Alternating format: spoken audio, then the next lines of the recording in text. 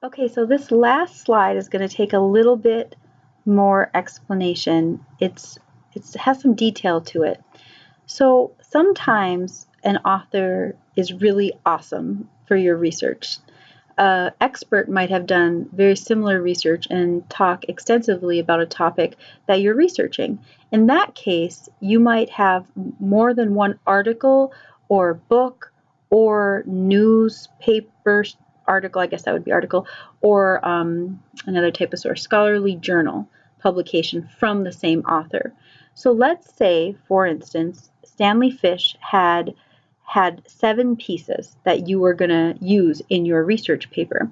So you would have Stanley Fish's name over and over and over again in your research, but us as readers, we wouldn't know which article you were referencing because the whole point of, if you just said fish, because the whole point of an in-text citation is so that it clearly points to the full text citation.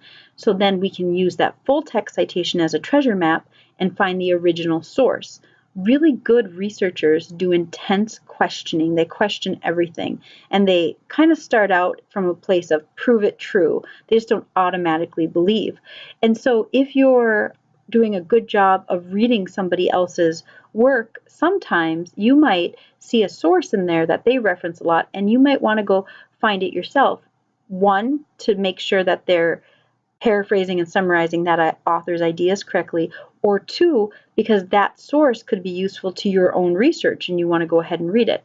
So when we do research, we oftentimes find ourselves in a place where we are using one author over and over again, and this one author made a ton of different works about the same subject, maybe a scholarly journal, a newspaper article, so on and so forth. What do you do in that case? Because that's very confusing. Well, in this specific instance, what you would do is you would say the name of the author actually in the paragraph like we have here, but for the in-text citation, you would cite the name, the title of the work. So pretend this was a newspaper article, so you don't have to pretend it was, but so for this newspaper article, we put part of the title in the actual in-text citation. Since it was only 1 page long, there's no page number here, and technically speaking, you only have to put the first 3 words unless it's very awkward. This would be very awkward. If I just put the first 3 words of this title, it would be "The Hunt For" in quotations. That's odd. So we could put "The Hunt for a Good" in quotations. That would work too. But why not throw the teacher in there too, as long as it's most of the title? So you'd have to do this for each and every independent work that the same author did so we could understand that the same author did it. Now, when I go then to the end of the work, to the actual works cited page, here's what it would look like. This is somewhat confusing. So Stanley Fish, you see, is listed here, and then he wrote a classical edition, Back to the Future. And then if you go down, he wrote A Hunt for a Good Teacher as well. Well, you only need to put the dash, dash, dash, and when I see that, I know it's the same author as referenced above. A lot of times if somebody has like 7 articles from the same author, you'll see 7 different dash, dash, dashes below this. Then it makes it easy for your reader to quickly go to the title of the work. So if I was searching for the full text citation so I could go find the original, I would quickly see in the work itself Stanley Fish's name, and then quickly see the title. I'd remember that in my head, go to the works cited section, and then I would find this very quickly. It all works together. So that's a little bit more about citations.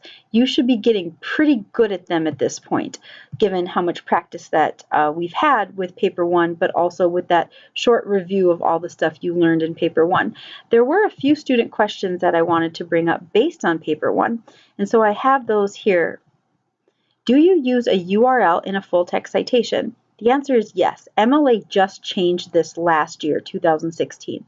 Remember that group of people that gets together and decides the stop signs, where the stop signs go? they decided that the URL is going to be necessary when you do an MLA citation. Purdue OWL, as I mentioned before, is always such a good place to go to figure out what is current and what's not current. Your books, the second edition Siegel Handbook, does not have the requirements for 2016 in it. So I do encourage Purdue OWL. It's quick, it's easy, but also your Siegel Handbooks are awesome for teaching most everything. There's just a few changes in MLA. So let's look at an example of that. A full text citation in the works cited section with a website now looks like this. So basically, we'll go over this later. You know that the last name of the author is the very first thing you should see. That everyone should have right in this class. The last name, comma, first name, period. That is a staple of what we're doing. But after that, if you got it from a website, it looks like this. At the end of it, it should be the website, accessed, day, month, year, period, ta-da. I know it's the MLA 2016 full text citation. We'll worry about this meat in the middle a little bit later. So that's as far as I expect you guys to get for in-text citations and full text citations. Another question that we had after the paper one was the library actually has the full text citation. Can you get it from using the UW Superior Library? Yes, of course you can. If you've already learned how to do that, that's awesome. Go ahead and use it. Use it all the time. It's kind of like the Google Scholar trick I showed you where you just press the button and it gives you the citation. They're not always correct, but for now, they're awesome. I'll show you what can be wrong with them a little bit later, but they're very, very good. So yes. And then do you put the page number even if you got it off the web? The answer to that is if you have access to the original PDF off of the web, yes, you would actually put the page number. Let's look. So remember how we use Google Scholar? We're on it again right here to talk about athletes, student athletes. So I'm going to go ahead and go to student athletes again. Notice how Google Scholar is giving me access to the PDF. Now, as you all know, a PDF is kind of like a picture of a paper, but this picture is from the original publication that it was very first actually published in, like in paper, a journal. So when I go to cite, what journal is that going to be? That's going to be, looks like this might have been just a dissertation. Let's go to this one. This was published in the Clinical Journal of Sport Medicine. Wow, that's a big journal. Okay, so if I click the PDF, the Clinical Journal of Sports Medicine, this is what it actually looked like when it came out in paper copy. So in this case, I could put the page number. If I was citing this fact right here, summarizing it and putting it in my paper, I would cite page 52.